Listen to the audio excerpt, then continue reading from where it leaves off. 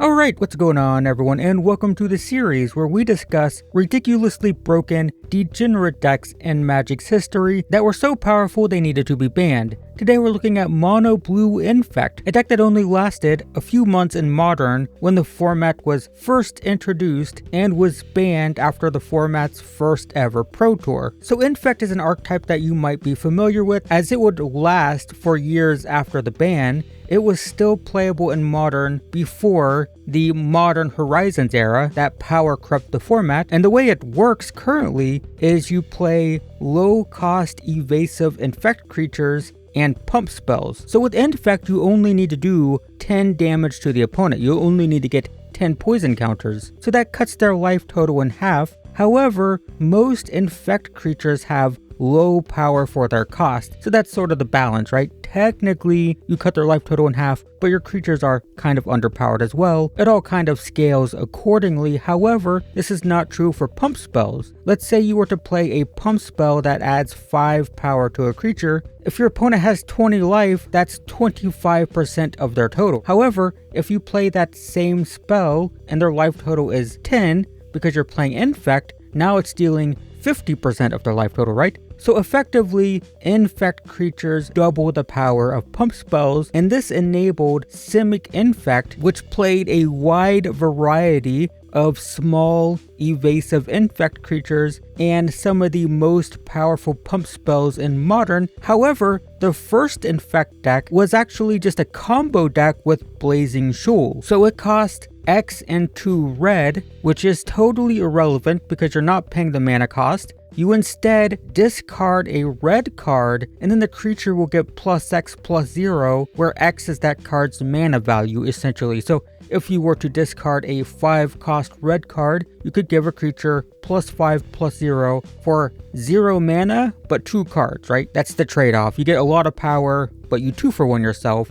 However, Infect combined this with Progenitus and Dragonstorm. What these cards do is entirely irrelevant. None of the text box matters. All that matters is the mana value, because it looked to discard these to Blazing Shoal, giving a creature plus 9 or plus 10 and 0, depending on which one is discarded. So, if you had a Blighted Agent, it would have 10 or 11 power, and it's unblockable, which would end the game on turn 3. Which sounds pretty crazy, but that's actually the slow way to win, because the deck also had Inkmoth Nexus. So for 1 mana, this animates into a 1/1 with flying and Infect. So you could play this as your land on turn 1, and then on turn 2, you play a second land, you animate the Nexus, and then you cast Blazing Shoal for 0 mana for lethal on turn 2.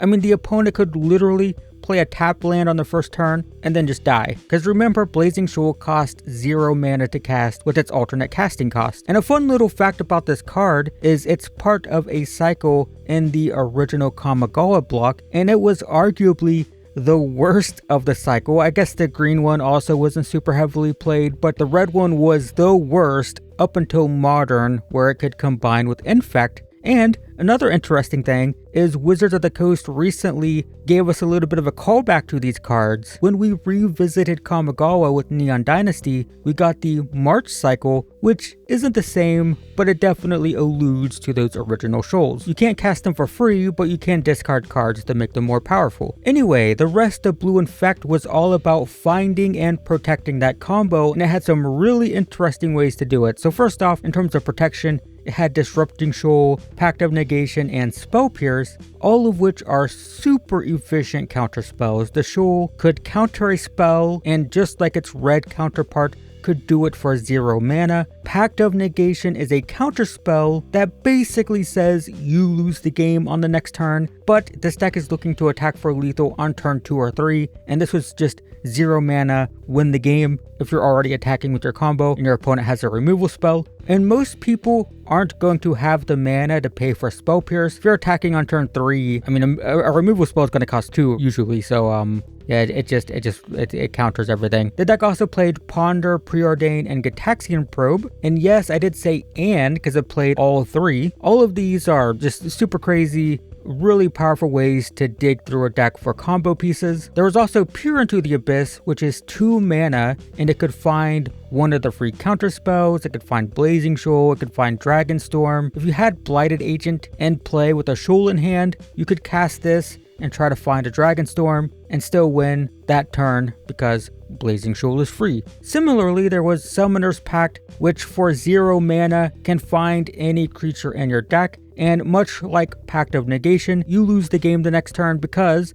you have to pay 4 and there's not even any green sources in the deck, so it's 0 mana and you could find Progenitus, which in turn for 0 mana you could discard with Blazing Shoal. And then finally, I think one of the most interesting aspects of this deck is it had Teleria West and Muddle the Mixture. So the first is a land that enters tapped, and the second is a counterspell only for instants and sorceries, but that's fine. It just counters removal for your combo, but each have transmute, meaning you can pay 3 and discard them to find a card of the same cost. So the land could find the Pax, which in turn would find Progenitus, and it could find Inkmoth Nexus. So Teleria West can find an infect creature and something to discard with Shoal, and the Muddle the Mixture can find Blighted Agents or the Shoals, since they technically cost 2, so it could find an infect creature and Blazing Shoal. So these 2 cards could cast a wide net in finding your combo pieces. You wanted to win the game before turn 3,